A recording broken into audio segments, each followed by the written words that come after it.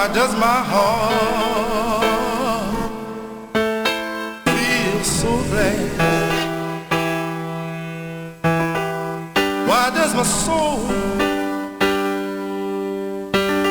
feel so glad? Why does my heart feel so glad? Why does my soul feel so glad? Why does my heart feel so glad? Why does my soul feel so glad? Why does my heart feel so glad? Why does my soul feel so glad?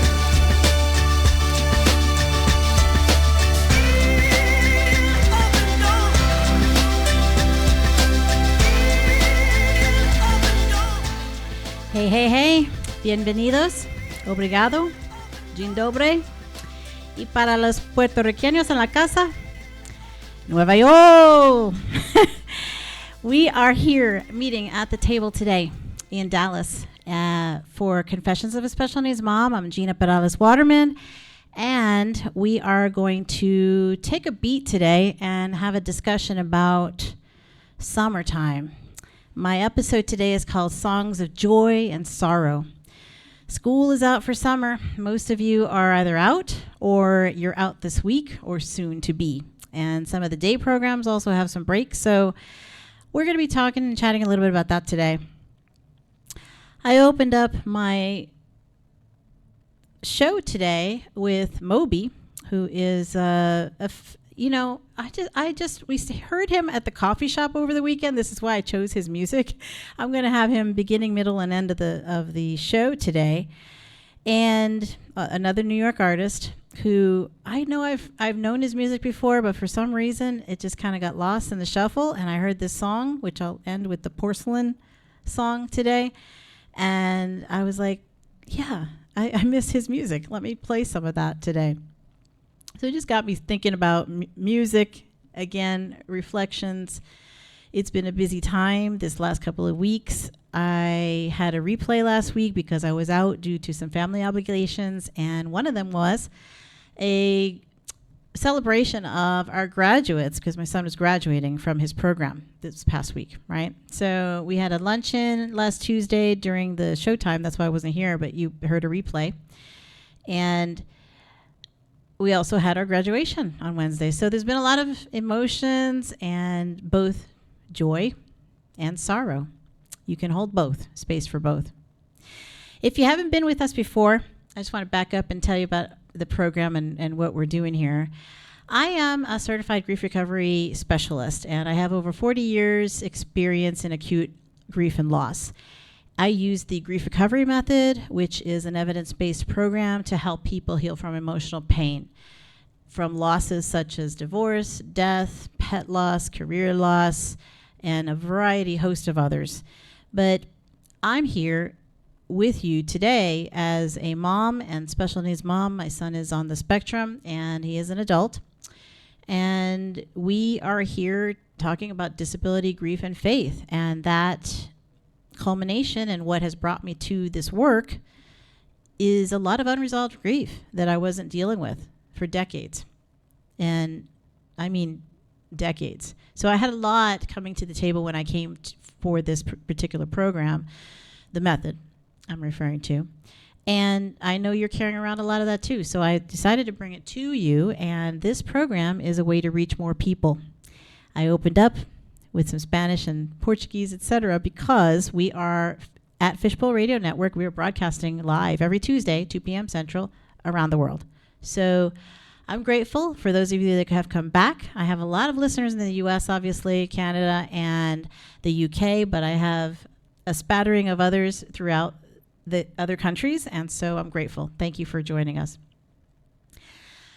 I also kick off my shows with either a poem or a devotional reading. And today, I figured I'd start with a poem by Mary Oliver. So this is the only show or podcast you're going to listen to that has Mary Oliver joined in with Moby and a reference to Bad Bunny. I hope you love it as much as I do. This is called And Bob Dylan Too. It's from her 1,000 Mornings book, which I think someone gave me as a gift many, many moons ago. Anything worth thinking about is worth singing about,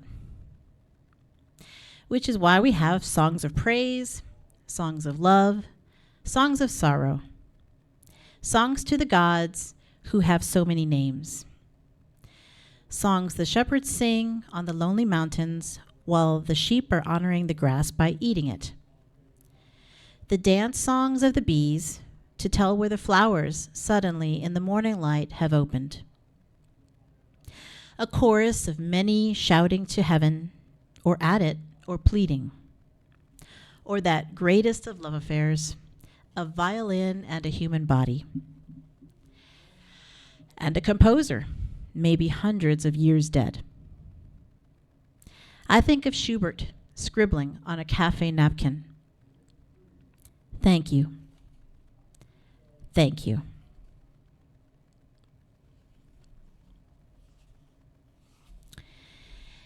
So I wanted to open that up. I felt appropriate today. Songs of joy and sorrow. And I love that beginning quote, which is, I'm not a Bob Dylan fan, so if you are, chat with me over here on the comments section today. But that opening line is Bob Dylan's, apparently. Anything worth thinking about is worth singing about. Love that. What spoke to you in here? Any other lines? I know for me, the greatest of love affairs, a violin and a human body, or a clarinet and a human body, in my history. Well, we had songs. We have, you know me, I'm into music personally as well. And on our way to the graduation, I want to share this real briefly because it was a moment of just pure bliss for me. And it made me stop as I was, not physically stop, but as I was driving, stressed out. Even though I had planned and it was a short week last week. Let's just say that because the graduation was on a Wednesday night. And for those of you that came out, by the way, family, friends, and friends of Kenneth, thank you. I really appreciate it. It was a really large graduating class for the vocational program that he's in. Last year there wasn't as many, so this was a big gathering. Anyway, we were on our way to the graduation, and check. I picked him up early, made sure we had time because I let him. Maybe you can relate. If I let him take the bus home, which he typically does, which is the bus to the bus stop. We have a community bus stop for our situation. So it's not to my front door. I would have had to get him, drive back, have him shower, get shaved, all the things, right? Get dressed, and then be at the church downtown, which is where the ceremony was. This is where our school does it. And by like 4:30 in the afternoon. And I was like, no, that's not happening. So Kenneth, I'm going to pick you up early. So I stayed after I dropped him off in the morning, and that was special too because it was his last day. He didn't have to go back the next day. Other kids did. Anyway, my point is I dropped him off. I worked kind of close to downtown, and then I picked him up. We went for a quick lunch at home, and then he had plenty of time to get ready, and so did I, and be downtown by 4:30. Traffic is traffic. I know you guys can relate. And as we were driving, so my son, as I've mentioned to you before, especially during COVID, he's had to suffer through my 1970s love ballads and, a variety of music that probably wouldn't be his first choice. But he's learned a lot of things, including I won't repeat all of them here, but There's a recent video that I shared on my personal Facebook of us singing during COVID because that was a way to pass the time. And it was Ambrosia. And that's why I said he's learned all the 70s ballads. Anyway, we're driving to the church, and it's graduation night. So he's in the back seat, and I said, what do you want to listen to? Because this is a special occasion. Let's something upbeat, and that'll distract me from all this traffic, right?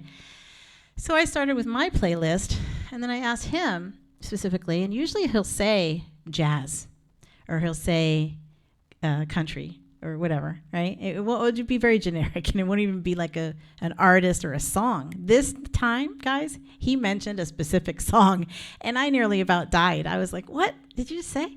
I even shared it with my sister-in-law because she's from the part of Oklahoma that this artist is from. It's a Tim McGraw. Is Tim McGraw or Blake Shelton? Gosh, I get them confused. Blake Shelton. Stay Country or Die Trying.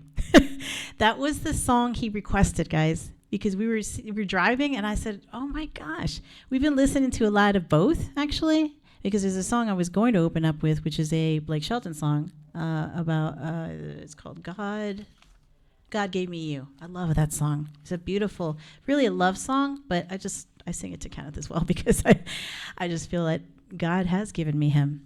Anyway, he asked for a specific song. This is like a celebration, all right? We have graduation celebration. We have birthday coming up for him. And I was like, yes, he's asked for a specific song. And we've been at some restaurants locally. There's actually a place right there by the school where a lot of the kids have a job. It's a job center. And it's a restaurant called, I'll just mention it, Nodding Donkey. They have great food, actually, very fresh. If you're looking for some place in the uptown area, I highly recommend it. But we sit there sometimes when we're having a drink or passing the time so the traffic can die down. And I'm telling you, he likes country music. So I had to that night, the first thing out of my mouth when I saw his aunt who drove down from Oklahoma with her son, who's very close to age of Kenneth, and I said, "You won't believe this. He asked for a song." And you know what it was? And she just smiled. She laughed. I was like, "Yeah, I can't believe it."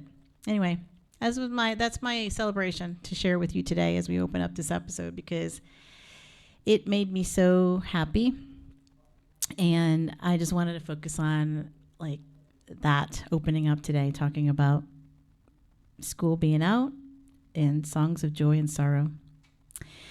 So as I said, we can hold both, right? And teach your kids that as well, that it's okay. Because you know what happened I planned for this. I'm a grief specialist, so I planned for it. I also said, you know what? Thursday after graduation, because we had a family dinner afterwards, we had a lot going on, and there's stress always associated with that, right? No matter what you do, there's stress associated with it. And I took all the precautions, all the things, and I still had an emotional hit, if you will, to my heart as we entered the restaurant that it's not foreign to us, but we hadn't been there in decades, guys. He was a little, very young boy when I'm talking in the car seat and toddler when we still lived there. It was a restaurant that we hadn't been in. And it turns out that's the one that we landed on because it was closest to the cathedral. And I was like, yeah, let's book it. And they can accommodate us with the number and size and everything else. Well, I didn't expect to have that happen, but I dealt with it.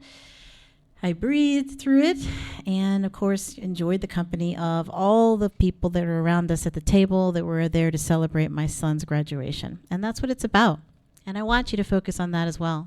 So today I'm going to chat about that. It's a bit looser model of my show today.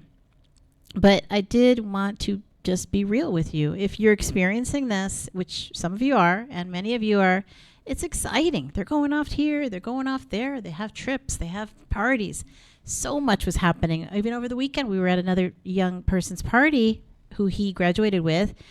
And I shared with the host parents some of the things, right, that we were experiencing. And it was just a lovely time. And again, we're there to celebrate them.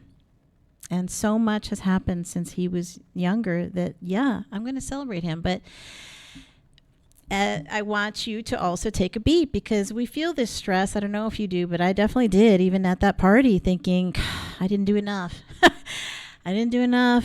I didn't do what I said I was going to do 2 months ago. I didn't have the party on the weekend I thought I was going to have it. I decided, and I did it for my health, because if we don't take care of ourselves, guys, who will? I said, I don't have the bandwidth. And I canceled my plans, my original plans for the graduation party at my house. And I said, no, I don't have the bandwidth. And I didn't feel, at first I felt a little tinge of guilt, and then I would let it go because I had to. There was no way I was going to be able to do that and manage that and do all the graduation and, manage his emotions and my emotions the next 48 hours to extra after that event. Because you know what? He did. He had his moment and his sadness and his real, he was up at 1 a.m. in the morning that night. I said, are you okay? And, we went through the whole thing. And he was looking at the yearbook. I was like, I wish I could make this go away. Like any parent, right? But you can't. I said, are you okay? I don't know what he said exactly, but then I said, it's really late. Let's turn out the light. Let's go to bed. Let's get some rest. You can sleep in tomorrow. I still have to go. I still have work to do, but you can sleep in tomorrow. I can work from home, yada, yada. He was up there with the light in the guest room, sitting in the bed, looking at that yearbook. And I texted my girlfriend the next morning, and I texted another friend and said, yeah, he's feeling it. He is missing it. Basically, what came out of that extraction was he's missing his friends. He's missing those that he's not going to see again on the bus on Tuesday morning, which was today, right? Because a lot of the kids are going back to school. They're partial of this week, and then they'll be off. So I, again, have to deal with and support him in his grief. And that's normal. It's totally normal. I was having my own experience and had trouble sleeping that first night because, again, I got a lot of emotions stirred up and memories, and the owner of the restaurant remembered us. And I was like, how does she remember me? I haven't seen her. I'm not kidding. I haven't seen her since he was probably 3 years old. He's now entering 22. So she remembered us. It was great to see that they're still in business. They still have excellent Thai food. It's called Bangkok. Right around Baylor Hospital, if anybody's in that area and wants a new restaurant to try. Like, they have fantastic food. Anyway, grief. Let me stop here and talk about our plans, too, for the summer. As I said, I was sitting at the graduation party of another student over the weekend, and it was wonderful because we got to see his friends. He got to say goodbye to some people again, some more people, and then there were teachers that are off duty, right? So they're at this party, and we're all mingling. I'm getting time with some of them that I never get to have because they're always, on duty at school. So it was beautiful. It was beautiful. And I really appreciate everybody's wishes and all the things because it just made me feel, I was just washed over with joy and a feeling of relief. And yes, even though we might be sad, these are changes. With any change in routine and any change comes grief. So we have to work through that and process it. It's not a one and done thing. It's going to be a maintenance thing. And immediately after, obviously, he's feeling it. I'm feeling it. But we got through the next couple of days, and I put in time for that. And I'm hoping you do too. That's why I'm sharing this with you. Because I know as caregivers, whether you are a parent like me, whether you are a grandparent, a sibling, a cousin, anybody who has a space around a loved one with a disability, whether it's Down syndrome, autism, cerebral palsy, any of them, you're going to have to, you're going to experience grief yourself, but remember that they are feeling it too. Your loved one is feeling it. So process these things with a professional. Yes, you could talk to your friends. Absolutely. But you know what's going to have the most impact? You know what I'm going to say because you've been here before.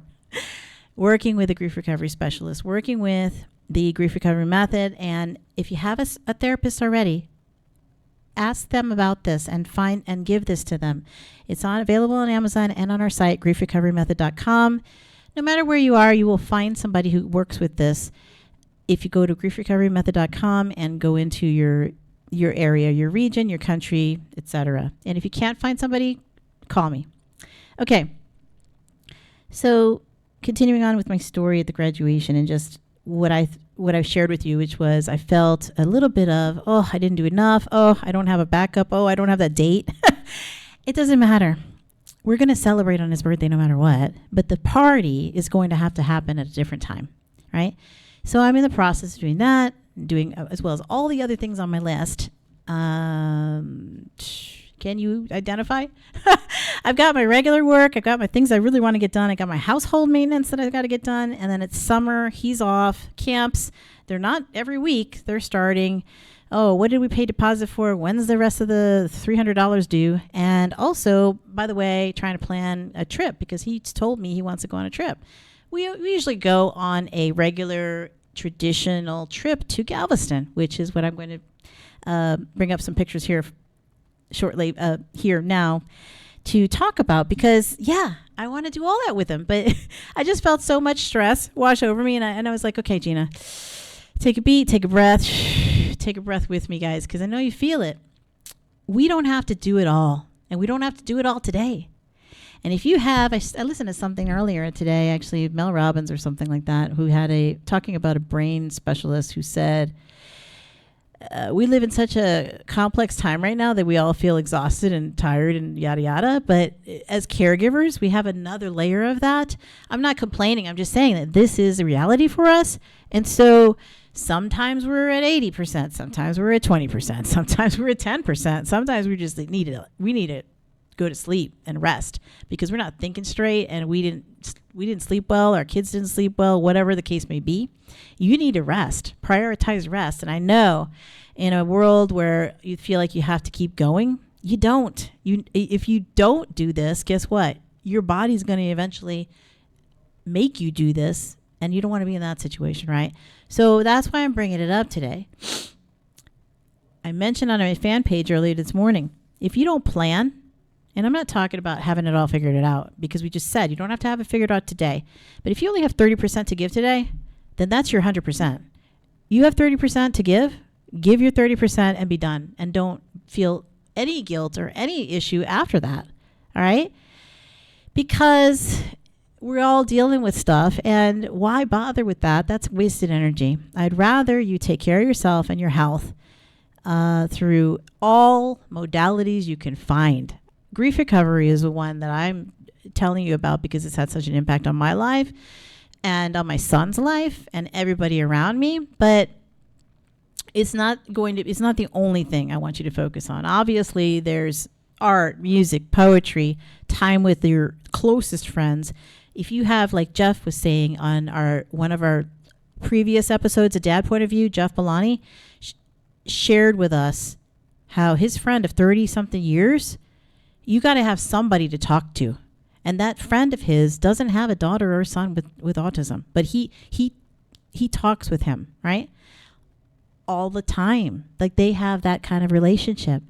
So find your person, find your tribe. It doesn't have to be your spouse or partner. In fact, it probably shouldn't be. I know that's not going to be popular. But you know what? They've already got enough on their plate.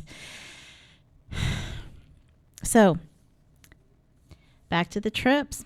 We're in the process of filling it out, the schedule. He's starting in August, so it doesn't give us much time. And his dad and I still trade back and forth. But I said, you know what, Kenneth? Yeah.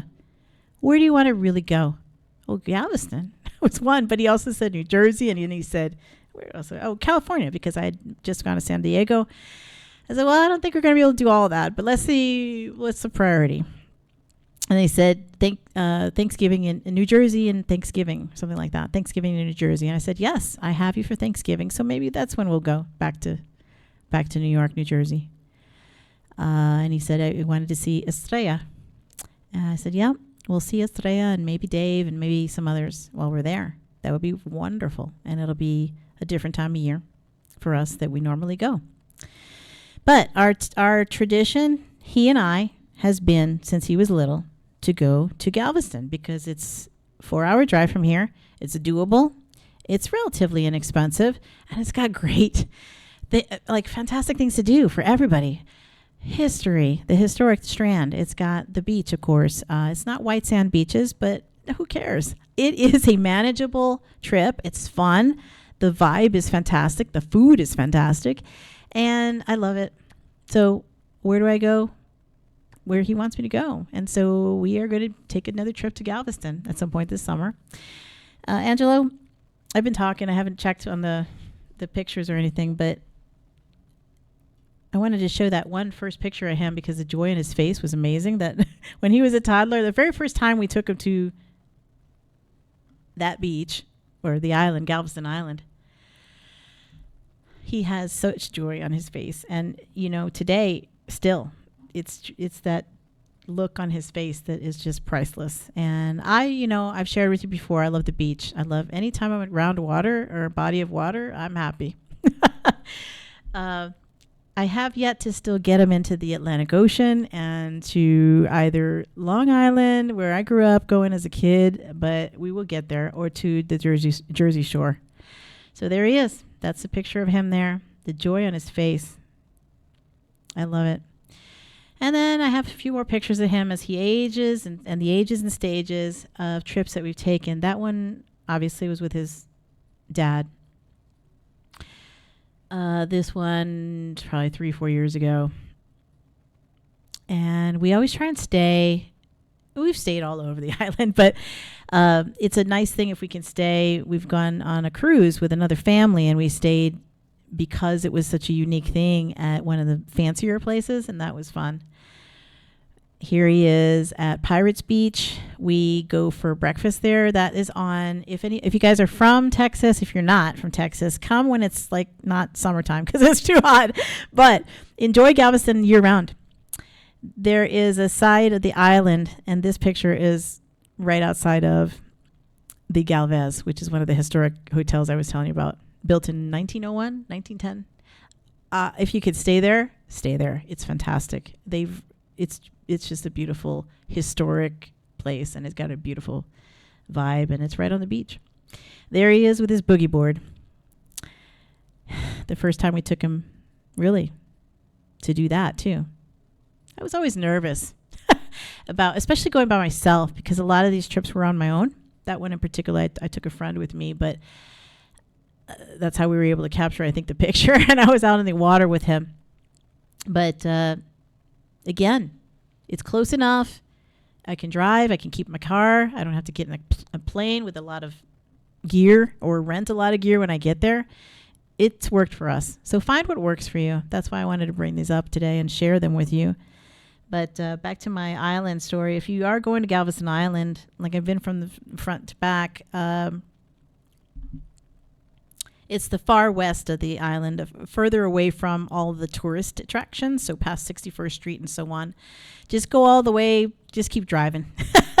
You'll eventually hit it, but Pirates Beach is considered like where the locals go, and past that, that's where all the house rentals are, right? Many of them. There's many on the other side too, but that's where I go. And that's where we escape to go. If we're not staying in a place that has a little kitchenette, which we've stayed at those too, and they're great, but some of them are quite run down now. They're independently owned, the one that we stay at. So even though it's right on the beach and you just cross the street and you're there, it's wonderful, the views, and it's got a little patio. I love it. Again, like you have everything you need there. There's a grocery store right down the street. You could walk to it, Kroger. But if we don't stay where we can make our own little breakfast, we go to the end of the island. It used to be called Hubble's. It's now something else, but they have a grill there, and they make good food, fresh food. And so we get, scrambled eggs, breakfast, whatever there, and then go about on our way. And when it's windy, we'll fly a kite out there or watch the kites. There's a lot of, gift shops and stores you can go to do that. Of course, there's Murdoch's on the beach. There's lots of places to eat. And again, I try to frequent because I've gone there so many times. My favorites, his favorites. And it makes for a good time. If you could do it with another family, I love it. sometimes it's just not possible. So I don't have a problem going by myself or, with another friend and just going with him because I've managed it before and I know the area because I used to live in Houston and we've done this every year since. And that was over 23 years ago when we moved to Dallas. But I have friends in the Woodlands and in North Houston and surrounding areas, so I try to stop in and see them and break the trip up, which makes for a good time because then we get to see them as well. So that's why I'm bringing it up today. That's what I want you to think about is what can you do? How can it look different? And if you can't get in, I'm not saying you have to. Obviously, you do what you do for yourself. But if that's what your thing is traditionally and you get on a plane and you go wherever you go, fine. But for me, and for many of my friends that are caregivers as well, they can't afford to do that. And it's just not possible. Both the time, expense, taking off time from work, etc. So this is kind of you could do it in a long weekend. I've done it. I like to stay longer, as my friends know. And my girlfriend in Houston is always like, how long are you coming down? If I could stay at least a minimum of a week, that makes me happy just to be at the water and hear the birds and just... He and I love to see the birds flying over in the morning and having our tea on the balcony of this one place we stay at.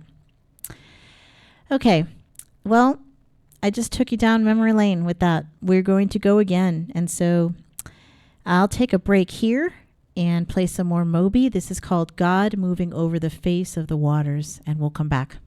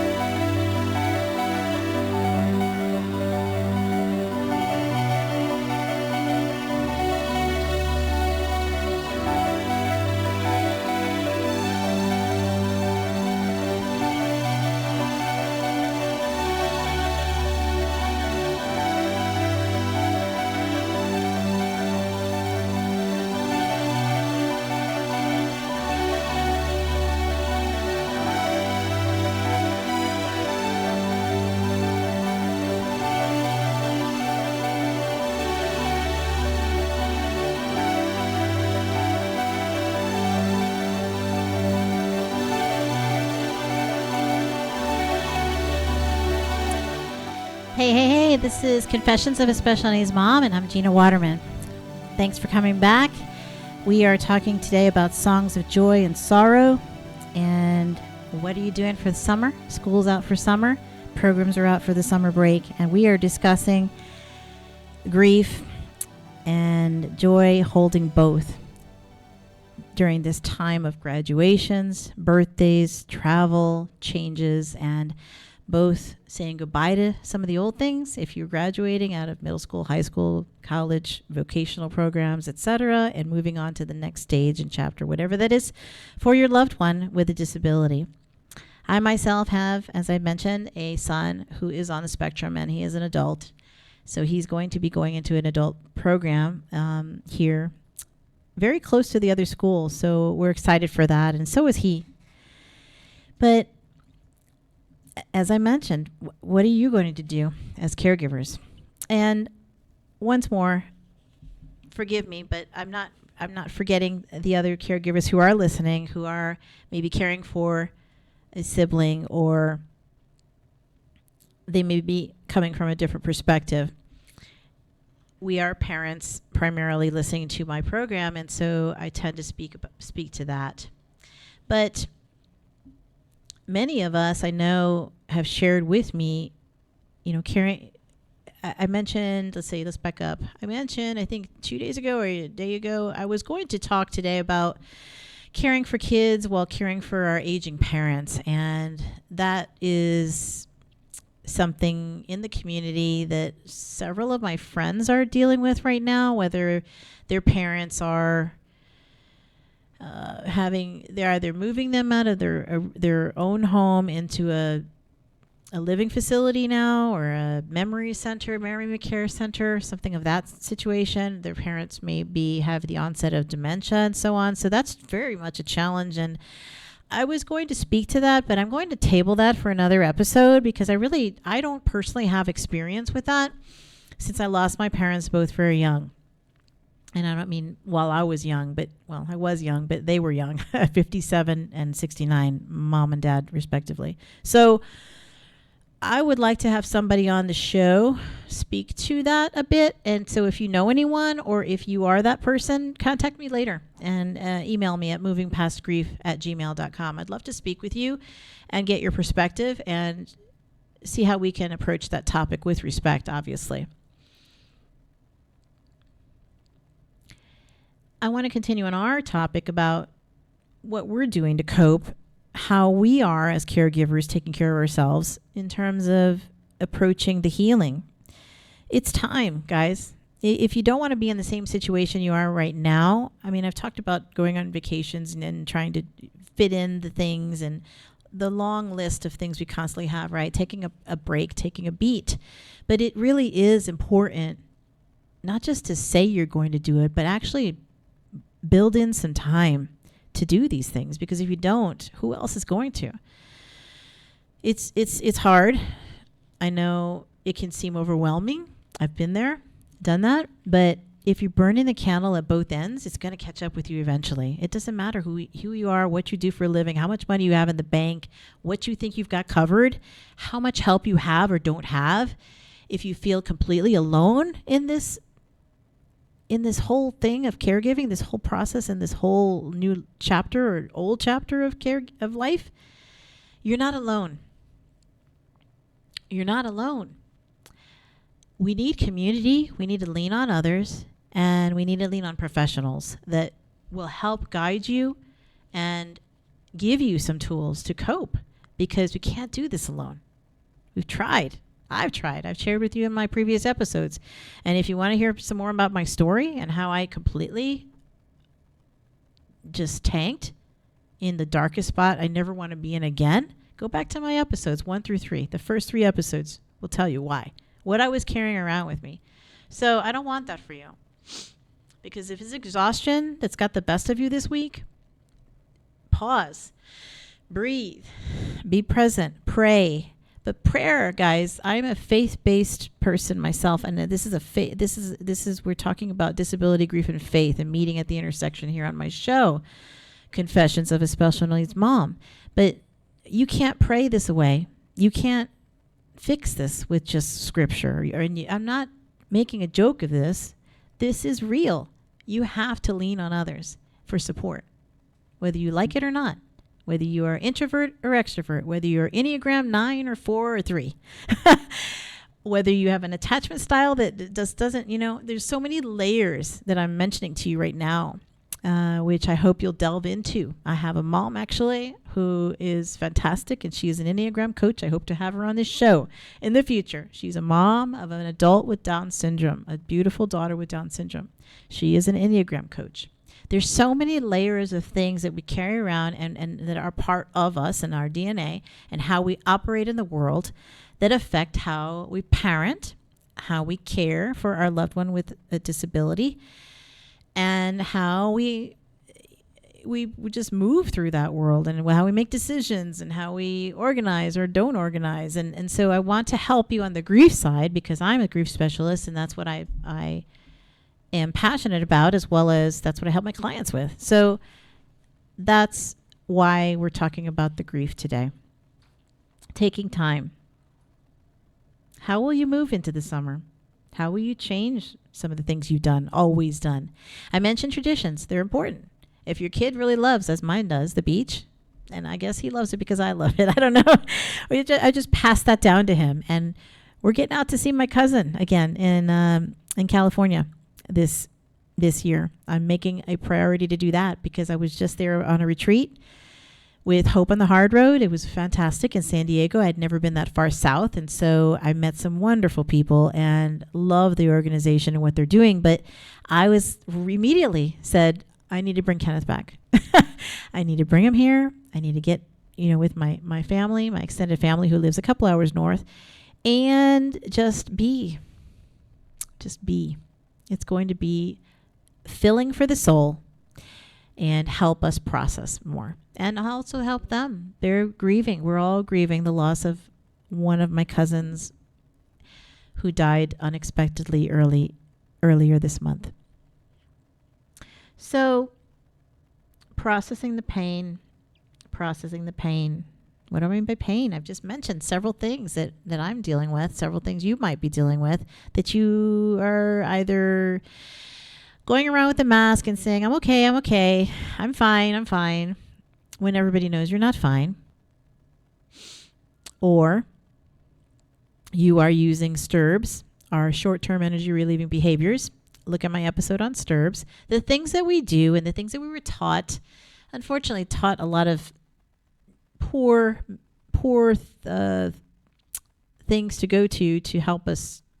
We're basically numbing the pain so that we can just get through. Or, society does what? They tell us to be strong, keep going, work more, keep busy, do this, do that, all to avoid feeling human, is what I'm saying. So if you are doing any of those things, watching too much TV, Netflixing, binging, eating too much, or emotional eating is a big thing for me in the past. Drinking too much and hiding it. Shopping. We've had a mom who shared with us how much debt she went into thousands of dollars just shopping. Okay? And we know how easy that is nowadays, right?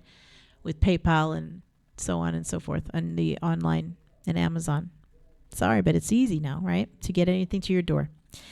So if you're using any of those things to lean on, I am encouraging you to take a beat and plan on doing something different this year.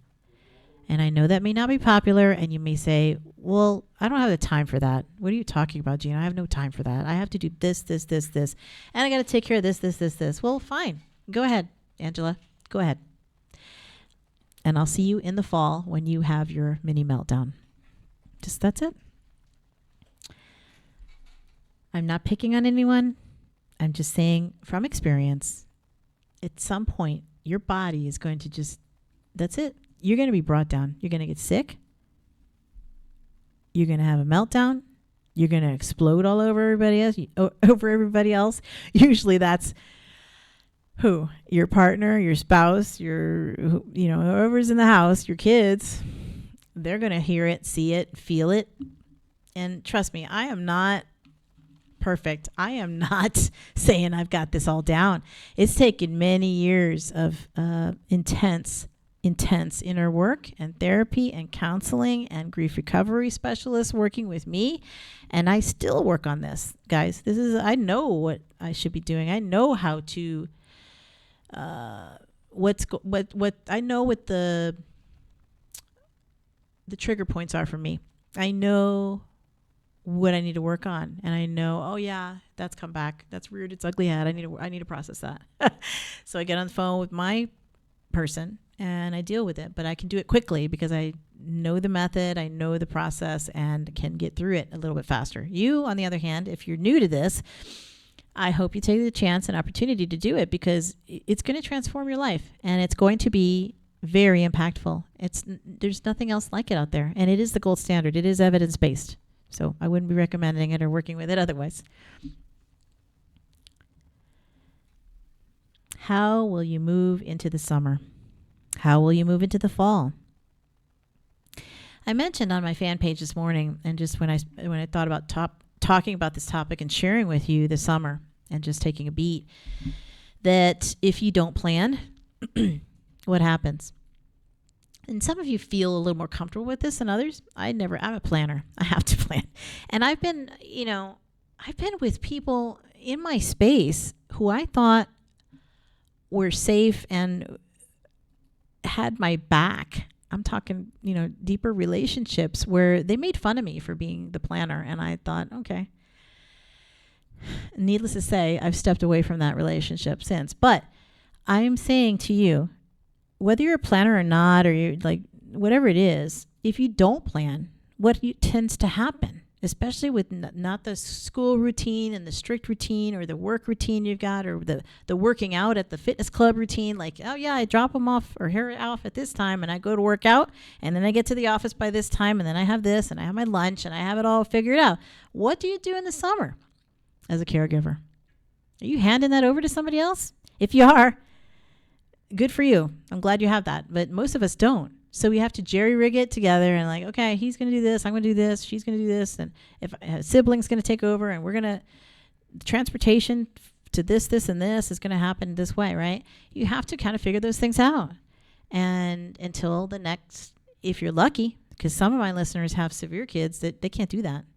They can't just drop them off or let somebody else pick them up.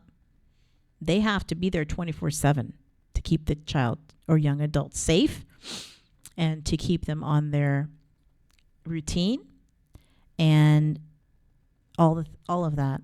There's just so much in that, all right? So that's why I'm saying, like, make sure you're planning, because if you don't, as I mentioned on my fan page this morning, other people's plans and expectations and obligations are going to become yours, and you're going to forget all about it, and you're going to just be drifting with the wind. And I've done this too. I thought, oh no, I got this, and then I get pulled into so and so's plans, or I get pulled into this, that, and then some of it might be good, but a lot of it's not. Usually, some of it is, not being mean, but some of it is just, yeah, we will have fun doing this, or my son would appreciate being involved in this. However, I think it's better for us to be over here and doing X, Y, or Z, or learning X, Y, and Z, or managing some new skill, or whatever it is, again, because you don't want to just take off and have your son or daughter, particularly if they're mid to higher functioning. I hate to even use those terms, but you know what I'm saying. If they are able to do certain things, you don't want them to regress in their skills, right, over the summer. You want to keep things going and keep it interesting and keep it lively and keep it new and fresh. And that's why I take my son to the beach and to Galveston, because he loves it. We have our traditional things, we have our things, but we also try new places, and we try to, mix it up a little bit. So we don't always do the same exact things. And that is good for the brain development. That is good for the socialization. That is good for his language, expressive language, and all of the things I mentioned to you early in the program about songs, and we referred to the music. Same thing. Music is, if your child is into music, even if they're not, I am 100% positive that has had a huge positive impact on my son's life. Full stop. Just as it has in my life. Now, he's not where I thought he would be. That is by grieving over the hopes, dreams, and expectations of my son becoming, a band nerd like I was, or playing in the pit orchestra like I did from 4th grade all the way up to college, right? Or being really into orchestra, or singing in the choir, or all the things that I experienced as a young person growing up, and all that influence on me and music was my life.